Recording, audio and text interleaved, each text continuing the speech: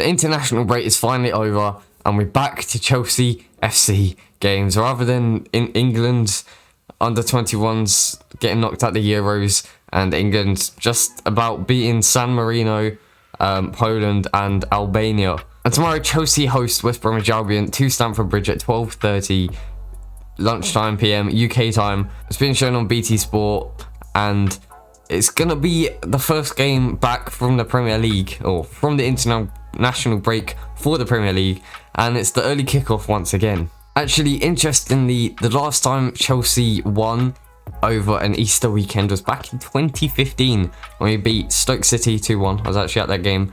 Charlie Austin scored from like 80 yards out for us to record. So a little bit embarrassing, but I remember it very clearly. It was a good day that. We won 2-0. 1-2-1. Eden Hazard penalty. Like Remy tapping. Good memories.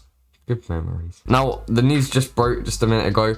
Thomas Tuchel has won Manager of the Month, which is going to fill in with a little bit more confidence going into this match, hopefully. We are expected to win. West Bromwich Albion 19th. Their best player, Conor Gallagher, I don't think can play against Chelsea. So they're going to have that gap in midfield, and instead it's going to have to be Ainsley, Maitland-Niles, or Roman Sawyers. Roman? I don't even know his first name. Sawyers, the guy that scored like the 40-yarder in goal. And West Brom haven't played a game in 3 weeks, actually. And not too many of their players have been on the international break. Maybe a couple, but not too many. So they're going to be refreshed, but they're also not going to be up to maybe full fitness of... And they might have forgotten what it's like to play a game of football because it's been so long ago. Whereas Chelsea, most of their team went out on to the international break. A couple came back injured. Going to talk about that in a sec. But most of them went out in the international break, and most of them are back fit. So the two players that are actually injured is N'Golo Kante got injured in the 1-1 draw against Ukraine for France, and Callum Hudson and Odoi got injured in training, a shoulder injury. They both came back to sunny England.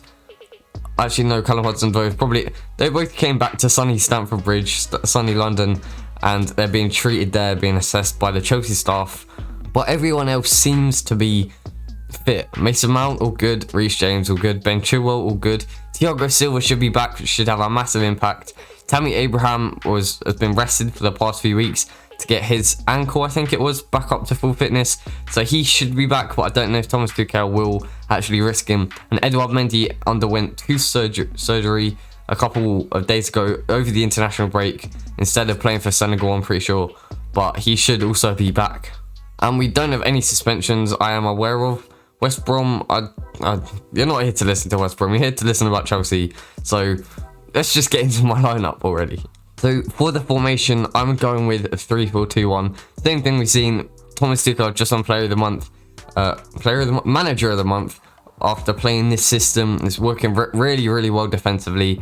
And after the game, I'll go into a little bit deeper on how we're keeping so many clean sheets with our defenders making no tackles. Like Christensen, he made 3 tackles over the last month and was nominated for Player of the Month. But I'll explain that in an analysis video after the game is finished. Probably tomorrow I will upload it. So in goal, like I said, Edouard Mendy should be back. If he's not, then I do see Kepa playing. He played against Newcastle in the Premier League a few months ago. I don't think he featured for Spain over the international break, but he did actually travel with them. So if Kepa does play, then good for him. Hopefully he doesn't make a mistake, but I do think Edouard Mendy will start, as you can see here. Into the defence, Azpilicueta, he didn't travel with Spain, which is surprising. I thought he would, but let's say it didn't. They're looking to go with a bit of a younger, more futuristic team, Spain, and try and move away from the likes of Cesar Azpilicueta. Just get that old Xavi, Iniesta days, just forget about them. Imagine they never even happened. And in the middle, Thiago Silva.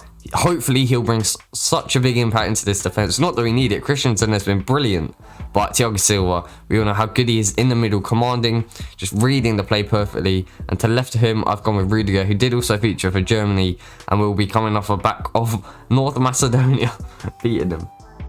Now, as for my wing backs, Callum Hudson-Odoi is injured, so for right wing back, the only player we have is Reece James. So he's going to probably play quite a bit over the time Callum Hudson-Odoi is injured. And if one of them does get injured, or both of them get injured, or one's suspended, one's injured, then it will either be Christian Pulisic at right wing back or Azpilicueta at right wing back, or we'll be forced to move to a back four. So that's why in the summer, I'd quite like to go for a new right wing back. Maybe Hakimi, or bring up someone from the academy team. Tino Livramento seems very good at right wing back. He's very fast, and I just think we need more depth at right wing back. So yeah, Reece James for me on the right. On the left, I've gone Marcus Alonso. Although Ben Chilwell did feature in 2 of the games for England, he had a very solid game against, yes, San Marino, the lowest rated team in the whole of the world. He also had a decent game against Poland. Should have probably got an assist if Phil Foden could actually header a ball, but didn't. Marcus Alonso stayed with the team. Chelsea didn't go with Spain either, so I've gone with him, just a little bit fresher. Chilwell played a game 2 days ago, or 3 days ago, when the game's actually being played, so Alonso will be a lot fitter hopefully, and he was actually probably the better left wing back before we went into the international break. So in my midfield, I've gone with the partnership of Kovacic, and Jorginho, obviously. Kante out. Billy Gilmour, I don't think we'll get in the team anytime soon.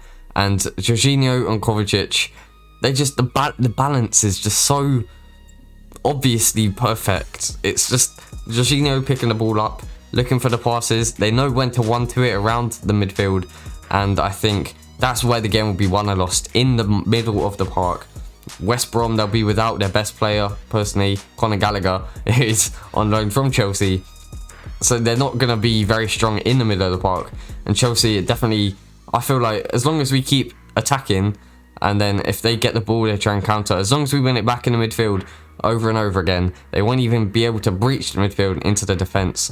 And we'll just be able to shut them out the whole game. So as for my 2 supporting attacker midfielders, both of them played for international teams over the international break.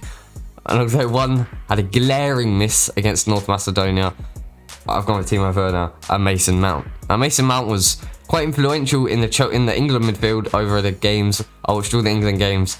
He was probably the most characteristic player. Does that even mean anything?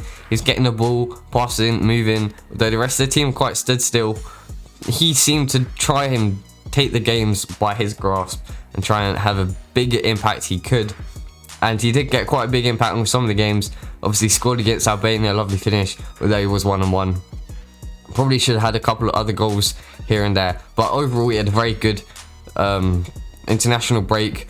I could see him being rested because he did play all 3 games, and he might just want a rest, especially if it's West Brom. We got an important Porto game coming up on the horizon. Next to him, I've gone with Timo Werner. Yes, if you haven't seen him miss, actually, I don't want you to watch it. Don't check it out. It's a little bit embarrassing. I hate how people think that just because Timo Werner doesn't get goals or assists, that he's a bad player and he's flopped for £45 million. But for £45 million, I would so much rather him than like Thiago or Nicolas Pepe. Nicolas Pepe, this is his 2nd season, remember, still doing nothing for almost double the price of Timo Werner. And Thiago, yes, he's a very, very important player, or very impressive player. He's so good in that midfield. Why is he just all of a sudden fallen off a cliff? I just don't understand. Is it the Liverpool effect? I don't know. But Timo Werner, off the ball, his runs are perfect, and he was just getting some confidence back before the international break. Maybe lost a little bit after missing that chance against North Macedonia, and then they lost 2-1. But they probably should have lost anyway, even if he did score that, because Emre Can clearly handballed it, and the ref was obviously being paid by the... No, I'm not saying that. He wasn't being paid. Hopefully he wasn't, because it was so clear and obvious that he was like, no, North Macedonia, you're not meant to beat Germany. We're not going to give you the penalty. And up front, alone, or not alone, but dropping deeper, I've gone with Kai Havertz. Now, it could be Tammy Abraham, but like I said, I don't know if Thomas Tuchel will risk him. Ollie Giroud played a few games for France, didn't do brilliantly. I don't think he scored a goal. Yeah, I don't really see how Ollie Giroud will get into this team until the end of the season when he leaves, maybe. Maybe he'll play against Porto. He's quite good in the Champions League. Actually, yeah, I can see him playing against Porto, but Kai Havertz is leading the line for me. Dropping deep, he was so like, just clever. His smart runs, such a brilliant player, reads the game perfectly.